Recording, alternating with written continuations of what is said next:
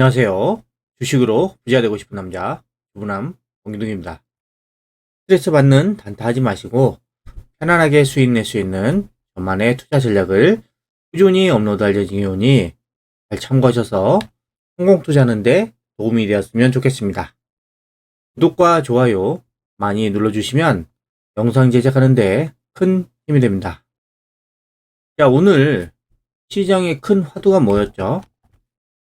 바로 빅테크가 급락을 하는 날이었습니다. 빅테크가 뭐죠? 카카오하고 네이버죠. 얘네들이 오늘 정부에서 이제 규제 움직임이 나오면서 급락을 해버렸습니다. 코로나 이런 비대면 영향으로 인해서 이 빅테크 종목들이 앞으로도 실적 전망치가 상당히 좋았거든요. 상당히 좀 괜찮은 종목으로 봤었는데 오늘 매우 안 좋은 모습이 나와버렸습니다. 정부의 규제.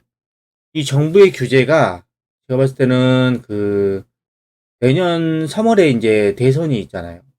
대선이 이제 얼마 안 남았더라고요. 한 6개월 정도 남았는데, 이 대선 전에, 예, 국민들의 표를 얻기 위해서 아마 이런 빅테크 쪽을 좀 규제를 하는 움직임이 나온 것 같기도 해요. 예. 뭐 여러 가지 이유가 있겠지만, 지금 정부에서 이제 본격적으로 규제 움직임이 나면서 지금 카카오나 네이버가 급락을 해버렸습니다. 카카오는 오늘 무려 10%가 급락을 했어요. 대량 거래가 터지면서 이렇게 급락을 했습니다. 이럴 때는 무조건 도망가야 됩니다. 일단 매도입니다. 매도. 좀 손해 보더라도 이런 게 나오면 무조건 팔아야 돼요. 안 팔고 기다리고 있잖아요. 계속 이제 흘러내릴 가능성이 높아요. 지금 당장 이 정부에서 규제를 하는데 강력한 호재가 나와가지고 올라갈 확률이 높지 않은 거죠. 일단 소나기는 피하고 봐야 됩니다. 일단은 팔아야 됩니다. 나중에 사더라도. 그래야지 기회를 볼 수가 있는 겁니다. 카카오가 이렇게 대량 거래가 터지면서 급락을 했는데 누가 팔았는지 보면요. 자, 외국인이 무려 300만 주 넘게 팔았고 기관이 130만 주를 넘게 팔았어요. 엄청나게 팔아낸 겁니다. 오늘. 그걸 개인이 다 담았네요. 개인이. 네. 지금 이렇게 급락하는 거를 담을 때가 아닌데 개인만 샀습니다. 좀 안타깝습니다. 그래서 지금 이런 모습은 일단은 매도하고 다음에 좀 기회를 봐야 된다 라고 보시면 되고요. 그 다음에 네이버도 마찬가지입니다. 네이버도 오늘 7.87% 급락을 했고 또 대량 거래가 터졌습니다. 네이버도 누가 팔았냐 보면은 외국인이 55만 주, 기관이 거의 30만 주 가까이를 팔았습니다. 오늘은 빅테크가 거의 초상집 날이었죠. 초상집. 자, 그러면 왜 이렇게 지금 급락을 했는지 좀 자세하게 보면요. 자, 규제 강화. 이겁니다. 핵심이 규제 강화. 지금 카카오를 지금 여당에서 온라인 플랫폼 규제 강화 움직임이 나오면서 두 회사 카카오가 메인 겨냥인데 카카오하고 네이버하고는 같이 빅테크죠. 거의 플랫폼 기업이고 거의 독과점을 하고 있고 이렇게 오늘 주가가 같이 얻어맞은 겁니다. 자, 보시면 일단 규제인데 당장 25일부터 9월 25일부터 네이버 파이낸셜과 이 카카오페이 등의 빅테크 계열 금융 플랫폼에서 펀드하고 연금, 보험 등의 다른 금융사 상품을 판매하는 게 어려워진다고 합니다. 네, 이게 직격탄이죠. 금융당국에서 이제 규제를 한 겁니다. 자, 왜 이렇게 판매가 어려워지게 했냐 하면, 기존에는 이제 온라인 플랫폼, 금융 플랫폼의 금융상품 서비스를 광고가 아닌 중개로, 중개로 판단해서 이제 원래는 광고였어요. 원래는 기존엔 광고로 봤는데 이거를 중개로 판단을 한 거죠. 금융당국에서. 그러면서 이제 상황이 복잡해진 겁니다. 이 금융소비자보호법이 계도 기간이 지금 24일까지래요. 20일까지 끝났는데 24일까지는 영업을 할 수 있겠죠. 이런 상태로. 근데 이제 25일부터는 이제 정식 등록을 하지 않으면은 금융 관련 서비스를 중단해야 됩니다. 그러면 기존에 펀드, 연금, 보험 판매하는 게 이제 수익이 없어지겠죠. 네. 금융 이런 정식 등록을 하는 것도 쉽지가 않을 겁니다. 그러다 보니까 이렇게 시장에서 급락이 나온 거고요. 일단 이게 지금 규제가 나오면서 카카오 네이버가 얻어맞았고, 자 보시면 이게 지금 그 불확실성이 돼버렸죠. 금융 소비자, 그죠? 금융 소비자 보호법이 나오면서 지금 1대1 통한 다양한 금융상품 판매하고 중개가 불가능해져 버렸다. 이게 지금 오늘 핵심 악재였고, 근데 이것뿐만이 아니라 지금 카카오하고 네이버에서 하는 사업들이 골목 상권을 다 장악을 하고 있습니다. 요거 뭐요? 이 골목 상권을 장악을 하다 보니까 보면 소상공인 있잖아요. 소상공인이 엄청나게 피해를 보고 있다라고 이제 판단을 하는 거죠, 정부에서는. 그래서 지금 그 카카오 네이버가 이 사업 영역을 확장하면서 불공정 거래를 하고 있고 시장을 독점을 하고 있다. 그래서 특히 카카오 쪽에 대한 규제가 지금 본격화되는 게 아니냐 하는 움직임에 오늘 외국인과 기관이 대량으로 매도를 한 겁니다. 지금 카카오 계열사를 보니까요, 지난 6월 말 기준으로 해외 보인폼에서 무려 계열사가 158개라. 그 언젠가부터 재벌이 돼버렸습니다, 재벌. 엄청나게 커졌죠. 그래서 여기에 지금 인터넷 은행, 택시 호출, 주차 대리운전, 스크린 골프. 다 보세요. 다 이런 게 소상공인이잖아요. 기존에 하던 소상공인들 사업인데 여기까지 계속 문어발식으로 확장을 하면서 본격적으로 확장을 하면서 지금 소상공인의 피해가 계속 누적되고 있다는 제가 기사도 많이 본 것 같아요. 이러다 보니까 내년 대선도 있고 계속 이런 상태로 가면 대선에서 표밭을 잃을 수 있다 라는 그런 불안감이 좀 있을 것 같아요. 그리고 시장에서 계속 이런 소상공인들의 피해 이슈가 나오면서 정부에서 이제 움직이는 것 같아요. 그래서 지금 한상혁 방송통신위원장은 지금 플랫폼 사업지에 대한 사전 규제라든가 금지 행위를 통한 사후 규제가 모두 필요하다. 강력한 규제를 하고 있다는 거죠. 그래서 카카오티에 대해서 지금 규제 방식을 고민하고 있고, 그리고 이제 여당 내에서도 민주당에서 지금 이제 규제를 해야 된다. 라고 지금 목소리가 높아지고 있고, 이제 공론화 작업을 하고 있죠. 그래서 지금, 송 의원님은, 그랬죠. 이 카카오가 이 소상공인에게 높은 수수료를 받고 있고, 국민에게는 비싼 이용료를 청구하고 있다. 탐욕과 구태의 상징으로 전략했다. 라고 했죠. 그래서 이제 카카오의 무자비한 사업 확장은 이제 저지하겠다. 그리고 소상공인이 체감할 수 있는 상생 방안을 모색하겠다고 지금 여당도 이런 움직임이 나오고 있습니다. 그래서 이런저런 지금 복잡한 이슈로 인해서 지금 네이버가 급락을 하고 카카오가 급락을 했죠. 이렇게 주가가 대량 거래가 터지면서 급락을 하게 되면 일단은 매도를 해야 된다. 그렇습니다. 매도. 저는 그럽니다. 일단 매도입니다. 매도하고 나서 추이에 상황을 지켜보고 다시 추세가 강하게 올라가면 그때 매수해도 늦지 않습니다.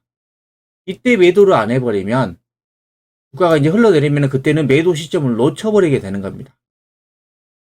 그래서 이런 부분들을 꼭 참고를 하시고요.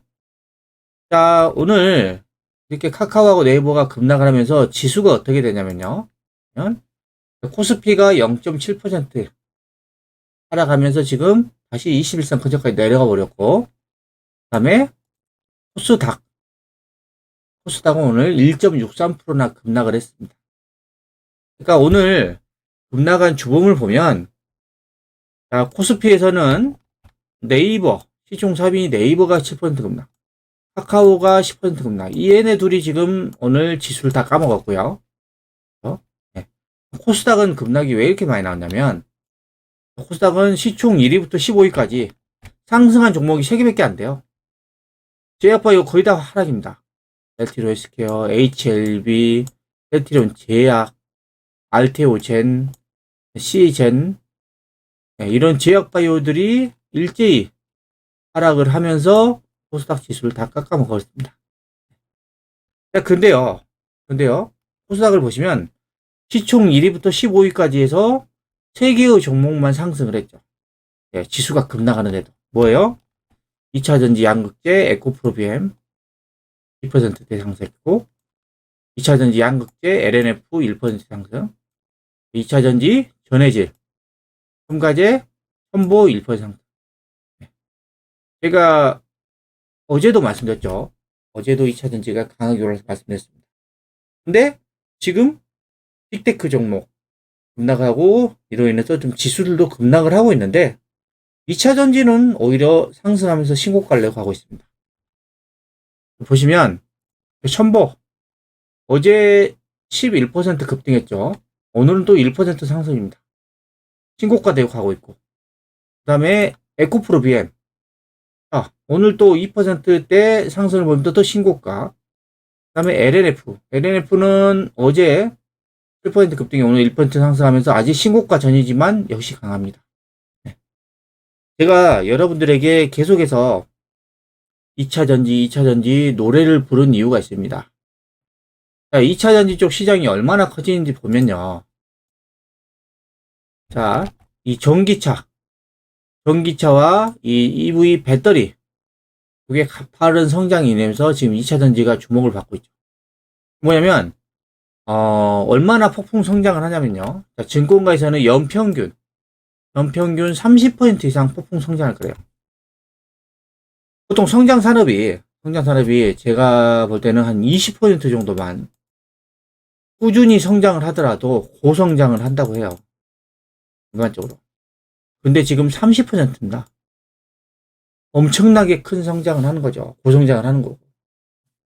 그래서 지금 KB증권 같은 경우에는 2차 전지 업종에 대해서 향후 3년간 합산 영업이익 성장률이 69%로 예상을 하고 있어요. 코스피가 28%인데. 그럼 몇 배예요? 2배가 넘죠. 2배가. 2차 전지 쪽 3년간, 향후 3년간, 앞으로 미래 3년이죠. 영업이익 성장률이 코스피 대비해서 2배가 넘습니다.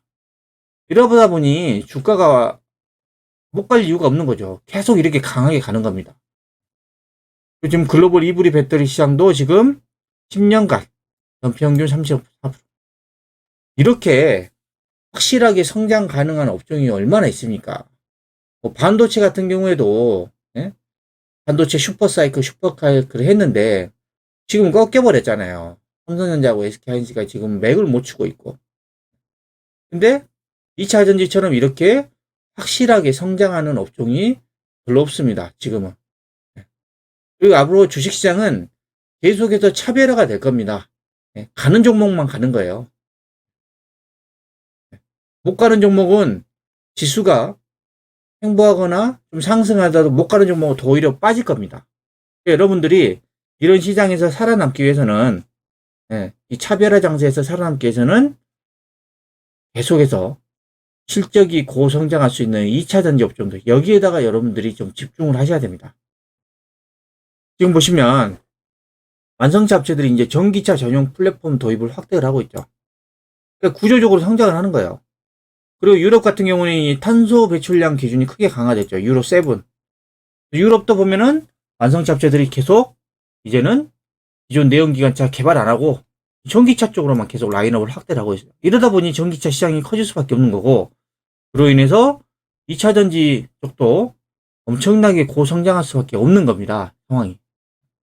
그리고 미국은 최근에 발표했죠. 2030년까지 신차 내 전기차 비중을 50%까지 확대했다.